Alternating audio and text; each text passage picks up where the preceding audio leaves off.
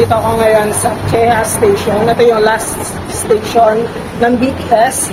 Papunta tayo ngayon sa The Ancient City, isa sa pinaka-famous na tourist attraction dito sa Bangkok. So, ngayon ay sasakay tayo ngayon ng bus or yung parang maliit na jeep. Pero bus ang tawag nila dyan. At diretso na yan, papunta ng Ancient City.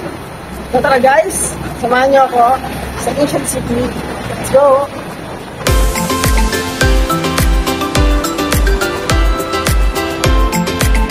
So from here sa Kea Station, we need to ride yung bus number 36.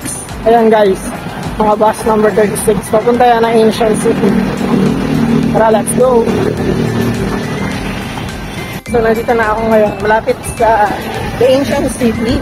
Medyo lumagpas ako guys ng babaan ng bus kasi mga tinatanungan ko dun sa loob ng bus, hindi sila marunong mag-English, hindi kami nagkakaintindihan.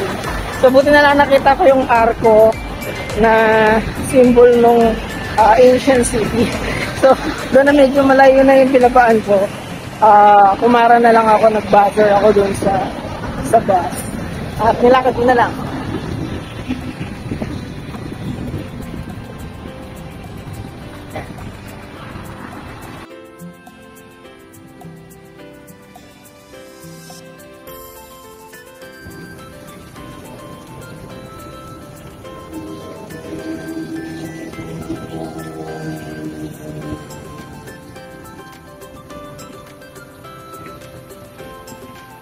Dito tayo ngayon sa The Ancient City. Ancient City guys ay medyo malayo sa city center ng Bangkok. At isa ito sa mga famous tourist attractions dito sa Thailand. So ang Ancient City guys, binubuo siya ng mga replika ng mga iba't ibang palaces and temples within Thailand na pinagsama-sama dito sa isang lugar. At medyo mainit ang araw guys. Mainit ang panahon ngayon, medyo pawisan ako. But anyway, malaki itong Ancient City at hindi siya kayang lakarin lang. So you have to rent yung golf cart o kaya yung e-bike. Meron din silang bicycle. Nag-rent ako ng bicycle guys for 150 baht. Unlimited time siya, so pwede siyang gamitin maghapon. At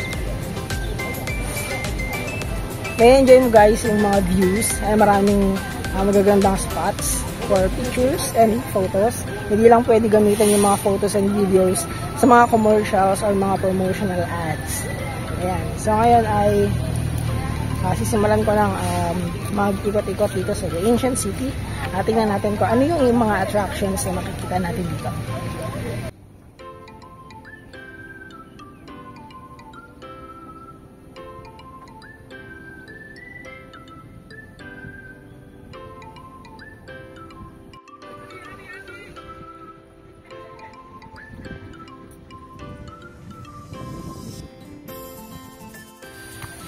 Okay guys, so ito po yung Sunset Prasat Palace na matatagpuan sa Ayutthaya.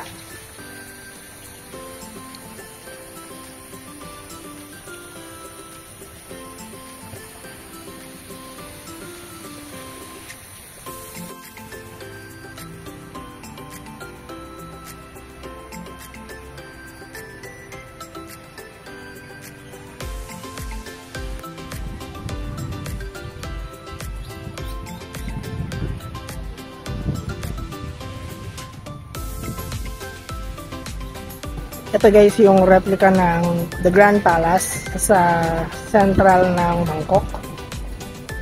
Yan.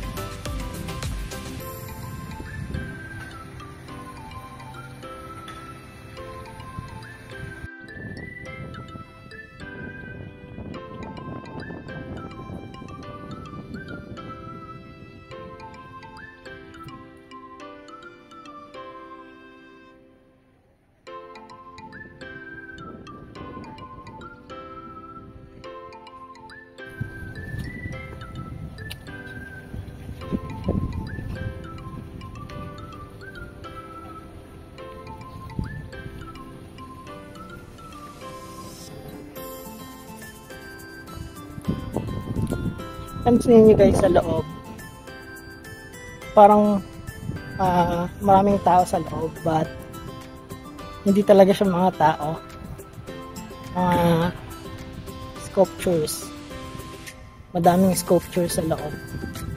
So para talagang mga tao sila nasa loob, mukhang puno yung pavilion pero hindi sila totoong tao.